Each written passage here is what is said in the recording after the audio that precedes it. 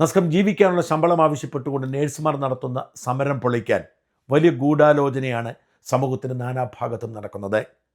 ശക്തരായ ആശുപത്രി മുതലാളിമാർ, ആശുപത്രി ഉടമസ്ഥതയുള്ള കത്തോലിക്ക സഭയിലെ വൈദിക സമൂഹമൊക്കെ നേഴ്സിംഗ് സമൂഹത്തിനെതിരെ രംഗത്ത് വന്നിരിക്കുന്നു. ക്രൈസ്തവ സ്ഥാപനങ്ങൾ തെരഞ്ഞുപിടിച്ച് ജിഹാദിയായ ജാസ്മിൻ ഷാ സമരം നടത്തുകയാണ് എന്ന വ്യാജ പ്രചരണമാണ് ഇതിലൊന്ന്. സമരം ഇനിയും അവസാനിക്കാനുള്ള, അതായത് ധാരണയിൽ എത്താൻ കഴിയാത്ത 22 ആശുപത്രികളിൽ 10 ആശുപത്രികളും മുസ്ലിം മാനേജ്മെന്റ് കീഴിലുള്ളതാണ് എന്നതുപോലും ഇവരാരും തിരിച്ചറിയുന്നില്ല. ഇനിയും സമരം നടത്തുന്ന 22 ആശുപത്രികളിൽ മുസ്ലിം മാനേജ്മെന്റ് കീഴിലെ 10 ആശുപത്രികൾ ഇവയാണ്. ആസ്റ്റർ മെഡിസിറ്റി 7 ആശുപത്രികൾ. ആസ്റ്ററിന്റെ 7 ആശുപത്രികളിൽ ഇപ്പോഴും സമരം നടക്കുന്നു. ഈ ആസ്റ്ററുകാരാണ് ഒന്നിനും വഴങ്ങാതെ മുമ്പോട്ട് പോകുന്നത്. ഇക്ര എന്നു പേരുള്ള മുസ്ലിം മാനേജ്മെന്റ് കീഴിലുള്ള 2 ആശുപത്രികളിൽ സമരം നടക്കുന്നുണ്ട്. ലേക്ക് ഷോറിലും സമരം നടക്കുന്നുണ്ട്. അതായത് ഇനിയും സമരം അവസാനിക്കാനുള്ള 22 ആശുപത്രികളിൽ 10 ആശുപത്രികളും മുസ്ലിം മാനേജ്മെന്റ് ആയിട്ടും അത് മറച്ചു വെച്ചുകൊണ്ടാണ് ജാസ്മിൻ ഷായുടെ നേതൃത്വത്തിൽ ക്രൈസ്തവ മാനേജ്മെന്റുകളെ തകർക്കാനാണ് ഗൂഢാലോചന നടക്കുന്നത് എന്ന കള്ളപ്രചരണവുമായി ചിലർ രംഗത്തെത്തിയിരിക്കുന്നത്. ഇങ്ങനെ മാലാഖമാരുടെ സമരത്തെ ഏറ്റവും മോശമായി ചിത്രീകരിക്കുന്ന ഒരു ആശുപത്രി കോട്ടയത്തെ കാരിത്താസ് ആശുപത്രിയാണ്. കോട്ടയം രൂപതയുടെ ഉടമസ്ഥാവകാശത്തിലുള്ള ഈ ആശുപത്രി നിരന്തരം പച്ചക്കള്ളം പടച്ചുവിടുന്നു. നേഴ്സുമാർ ചോദിക്കുന്നത് 40,000 രൂപ അടിസ്ഥാന ശമ്പളമാണ്. 32,000 കൊടുക്കാം എന്ന് പറഞ്ഞെടുത്ത് സമരം അവസാനിച്ചിട്ടുണ്ട്. എന്നാൽ കാരിത്താസ് ആശുപത്രി ചർച്ചയ്ക്ക് വഴങ്ങുന്നില്ല എന്ന് മാത്രമല്ല, പച്ചക്കള്ളം ജനങ്ങൾക്കിടയിൽ പ്രചരിപ്പിക്കുകയും ജാസ്മിൻ ഷാ എന്ന മുസ്ലിം നാമധാരി കത്തോലിക്ക സ്ഥാപനത്തെ തകർക്കാൻ ശ്രമിക്കുന്നു എന്ന നുണ പ്രചരിപ്പിക്കുകയും ചെയ്യുന്നു. അതിനുവേണ്ടി അവർ പ്രചരിപ്പിച്ച ഒരു വീഡിയോ ശകലത്തിൽ പല നേഴ്സുമാരുടെയും ചിത്രം കാണിച്ച് അവരെ അപമാനിക്കുന്നുണ്ട്. എങ്ങനെയാണ് നേഴ്സുമാരുടെ ശമ്പളവും അവരുടെ വിവരങ്ങളുമൊക്കെ പരസ്യമായി പറഞ്ഞ് യേശുക്രിസ്തുവിൻ്റെ സുവിശേഷം പ്രസംഗിക്കാൻ നിയോഗിക്കപ്പെട്ട വൈദിക സമൂഹം നയിക്കുന്ന, വിശ്വാസ സമൂഹം നയിക്കുന്ന ഒരു സഭയ്ക്ക് അവരുടെ തന്നെ മക്കളെ അപമാനിക്കാൻ കഴിയുന്നത് എന്ന ചോദ്യത്തിന് ഇന്നല്ലെങ്കിൽ നാളെ അവർ ഉത്തരം പറയേണ്ടി വരും. ഇതിനിടയിൽ ഒരു നേഴ്സിനെ അപമാനിക്കാൻ വേണ്ടി അവർക്ക് 40,000-ലധികം ശമ്പളമുണ്ട് എന്ന് പറഞ്ഞിറക്കിയ ഒരു വീഡിയോയ്ക്ക് മറുപടിയുമായി ആ നേഴ്സ് രംഗത്ത് വന്നു. ആ നേഴ്സോ നേഴ്സിംഗ് സംഘടനയോ അവർക്ക് 40,000 രൂപ ശമ്പളമില്ല എന്ന് പറഞ്ഞിട്ടില്ല. ഇപ്പോഴും സമരത്തിലുള്ള പല നേഴ്സുമാർക്കും 40,000-ലധികം രൂപ ശമ്പളമുണ്ട് എന്നത് സത്യമാണ്. അവർ സമരം നടത്തുന്നത് അവർക്ക് വേണ്ടിയല്ല, മുഴുവൻ നേഴ്സുമാർക്ക് വേണ്ടിയുമാണ്. 40,000 രൂപ അടിസ്ഥാന ശമ്പളം വേണം എന്ന് പറയുമ്പോൾ അവർക്കുള്ളത് കൊണ്ട് നിങ്ങൾ എന്തിന് സമരം ചെയ്യുന്നു എന്ന് ചോദിക്കുന്നത് സഭാ നേതൃത്വത്തിലുള്ള സ്വാർത്ഥമതികളുടെ കുബുദ്ധിയിൽ ഉയർന്നു വരുന്നതാണ്. ലക്ഷക്കണക്കിന് രൂപ മുടക്കി പഠിക്കുന്ന ഒരു നേഴ്സും ശമ്പളമില്ലാതെ വിഷമിക്കരുതേ എന്ന് ആത്മാർത്ഥമായി വിശ്വസിക്കുന്ന നല്ല മനുഷ്യരാണ് അവർക്ക് ശമ്പളം കിട്ടുന്നുണ്ടെങ്കിലും കിട്ടാത്തവർക്ക് വേണ്ടി സമരമുഖത്തുള്ളത്. ഇത് തിരിച്ചറിയാതെ വ്യക്തിപരമായി ചിത്രങ്ങളും വീഡിയോകളും വെച്ച് സൈബർ ആക്രമണം നടത്തുന്ന സഭാ നേതൃത്വം അറിയുക, നിങ്ങൾ നിങ്ങളുടെ സഭാ മക്കളെ നിങ്ങളിൽ നിന്നും അകറ്റുകയാണെന്ന്. കാരിത്താസിലെ ഇൻചാർജ് നേഴ്സ് സഭാ നേതൃത്വത്തിൻ്റെ മുഖം മൂടി വലിച്ചു കീറിക്കൊണ്ട് ആശുപത്രിക്ക് മുമ്പിൽ വെച്ച് ഒരു പ്രസംഗം നടത്തിയിരുന്നു. കാരിത്താസ് ആശുപത്രി നടത്തുന്ന സഭാ നേതൃത്വത്തിൻ്റെ തുനിയുരിഞ്ഞു പോകുന്ന പ്രസംഗമായിരുന്നത്. ആത്മാർത്ഥതയുടെ ഹൃദയത്തിൽ നിന്നും ആ നേഴ്സ് പറഞ്ഞ പ്രസംഗം സോഷ്യൽ മീഡിയയിൽ ഇന്ന് വൈറലാണ്. ലോകത്തങ്ങോളം ഇങ്ങോളമുള്ള ശമ്പളമില്ലാത്ത നേഴ്സിംഗ് സമൂഹത്തിന് വേണ്ടിയുള്ള വിലാപമായി ഇത് ചരിത്രത്തിൽ രേഖപ്പെടുത്തപ്പെടും. ആ നേഴ്സിന്റെ വൈകാരികമായ പ്രസംഗം കാരിത്താസ് ആശുപത്രി മുതലാളിമാരുടെ നുണപ്രചരണത്തിന് അന്ത്യം കുറിക്കട്ടെ എന്ന് പ്രാർത്ഥിക്കാം. കേൾക്കുക ആ നേഴ്സിന്റെ മനോഹരമായ ആ ചോദ്യങ്ങൾ. എല്ലാവർക്കും എൻ്റെ അഭിവാദ്യങ്ങൾ. ഞാൻ പറയാൻ ഉദ്ദേശിക്കുന്ന കാര്യം എന്താണെന്ന് വെച്ചാൽ, നമ്മളിവിടെ സമരത്തിന് ഇറങ്ങിയത് എനിക്ക് 40,000 രൂപ എന്ന ശമ്പളത്തിന് വേണ്ടിയാണോ? നമ്മുടെ നഴ്സിംഗ് സമൂഹത്തിന് 40,000 രൂപ അടിസ്ഥാന ശമ്പളം എന്ന ആവശ്യത്തിനല്ലേ സമരത്തിന് ഇറങ്ങിയത്? ഇവർക്ക് എന്താ ഇതിനകത്ത് ഇത്ര സംശയം എന്ന് എനിക്ക് മനസ്സിലാകുന്നില്ല. കാരിത്താസ് ഹോസ്പിറ്റലിന് എന്റെ ശമ്പളം ഞാൻ എത്രയാണെന്ന് എപ്പോഴെങ്കിലും ഞാൻ അവരോട് പറയാതിരുന്നിട്ടുണ്ടോ? ഓരോ മീറ്റിങ്ങിലും ഇവരുടെ കാല് പിടിച്ച് സമരം ഇല്ലാതാക്കാനും പറഞ്ഞിട്ടുണ്ട്.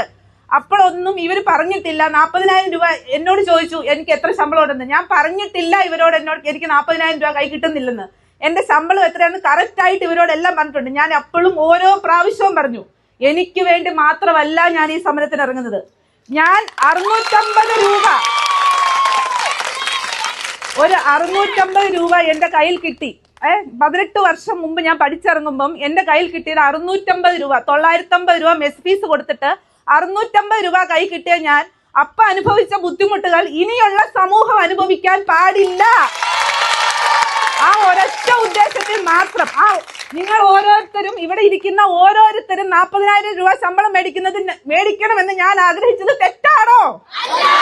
ഇവരൊക്കെ ഇങ്ങനെ പറഞ്ഞാൽ നമ്മൾ എങ്ങനെ റിയാക്ട് ചെയ്യാൻ പറ്റും? എങ്ങനെ നമ്മൾ ഇത്രയും ഇമോഷണലായി സംസാരിക്കാതിരിക്കാൻ പറ്റുമെന്ന് പറഞ്ഞ് ഇത്രയും നമ്മൾ ഒരു ആത്മാർത്ഥതയുടെ പുറത്ത് ഈ ഹോസ്പിറ്റലിനോട് മത്സരിക്കാൻ ഒന്നും നമ്മൾ പോയിട്ടില്ല. നമ്മൾ പറഞ്ഞു, ഞാൻ ഇവിടുത്തെ അച്ഛനോട് പറഞ്ഞിട്ടുണ്ട്, ഞായറാഴ്ച രാത്രി 12 മണി വരെ നിങ്ങളുടെ ഒരു കോളിന് വേണ്ടി ഞങ്ങൾ വെയിറ്റ് ചെയ്യും.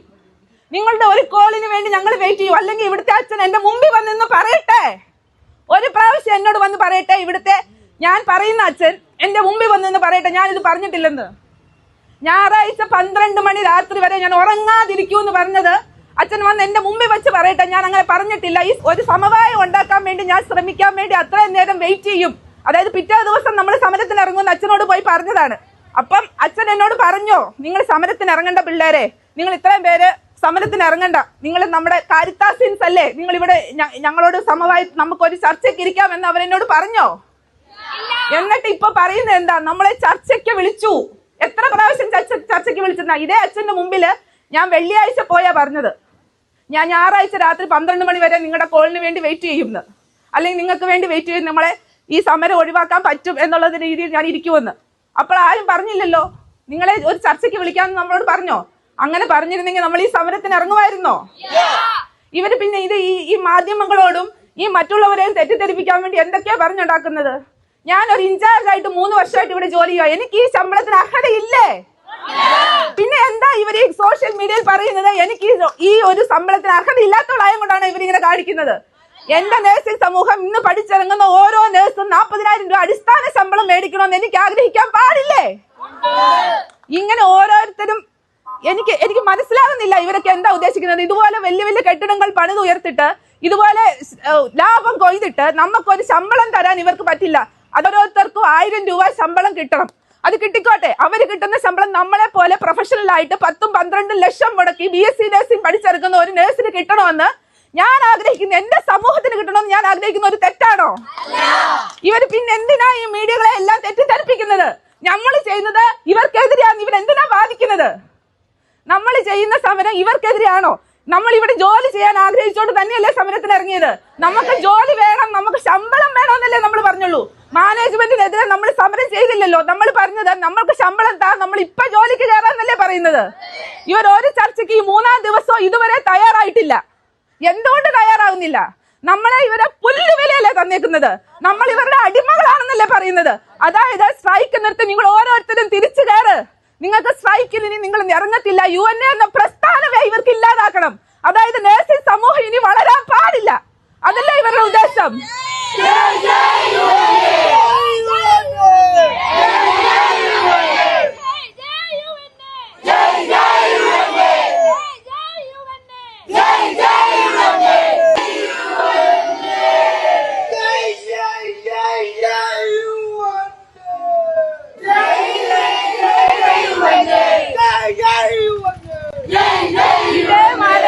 ഇതേ മാനേജ്മെന്റിന്റെ അടുത്ത് നമുക്ക് മെറ്റേണിറ്റി ലീവ് ഉണ്ടായിരുന്നില്ല 2 വർഷം മുമ്പ്, അറിയാവോ? നമ്മുടെ ആൾക്കാരെ അവർ പിരിച്ചുവിടുമായിരുന്നു. അവർ പിരിച്ചുവിടുമ്പം ഞാൻ ഗർഭിണി ഇനി ആകത്തില്ല, ഞാൻ സ്റ്റെറിലൈസേഷൻ ചെയ്ത ഒരാളാ. എന്നിട്ട് ഞാൻ ഇതിന് അവർക്ക് വേണ്ടി പോയി സംസാരിച്ചു, എനിക്ക് മെറ്റേണിറ്റി ലീവ് കിട്ടാനാണോ? അവര് പറയുന്നത് എന്താ? എനിക്ക് കിട്ടുന്ന സാലറി ഉണ്ട്, അതുകൊണ്ട് ഞാൻ നിങ്ങൾക്ക് വേണ്ടി ഓരോരുത്തർക്ക് വേണ്ടി സംസാരിക്കാൻ പാടില്ലെന്നാണോ? ഇവരെന്താ ഉദ്ദേശിക്കുന്നത് എനിക്ക് ഒരിക്കലും മനസ്സിലാകുന്നില്ല. എനിക്ക് 40,000 കിട്ടുമ്പോ എനിക്ക് എന്റെ സമൂഹത്തിന് വേണ്ടിയോ എനിക്ക് വേറൊരാൾക്ക് വേണ്ടിയോ ഒന്ന് ചോദിക്കാൻ പാടില്ലേ? UNA എന്ന സംഘടനയെ തോപ്പിക്കാന്നുള്ള ഇവരുടെ ലക്ഷ്യം. UNA എന്ന സംഘടന ഇവർക്ക് എതിരാണ്. KPH അല്ലെങ്കിൽ ചായ് പോലുള്ള ആൾക്കാർക്ക് എപ്പോഴും ക്വസ്റ്റ്യൻ ചെയ്യാൻ ഒരാളുണ്ട്, അല്ലെങ്കിൽ തൊഴിലാളികൾ അടിമയായിട്ട് നിൽക്കണം എന്ന് ആഗ്രഹിക്കുന്ന ഇവരുടെ മനോഭാവത്തെ ക്വസ്റ്റ്യൻ ചെയ്യാൻ ആളുണ്ടെന്നുള്ളത് ഇവർക്ക് അംഗീകരിക്കാൻ പറ്റുന്നില്ല. ഇത് നേരിടാൻ നമ്മൾ എല്ലാവരും ഒരുമിച്ച് നിന്നേ പറ്റത്തുള്ളൂ. ഇവിടെ ഇരിക്കുന്ന ഓരോരുത്തരും ഇവിടുന്ന് എത്ര ദിവസം കഴിഞ്ഞാലും കേൾക്കരുത്. ഇവർ ഈ ശമ്പളം അംഗീകരിച്ച് നമ്മളെ അകത്ത് കയറ്റുന്നോടം വരെ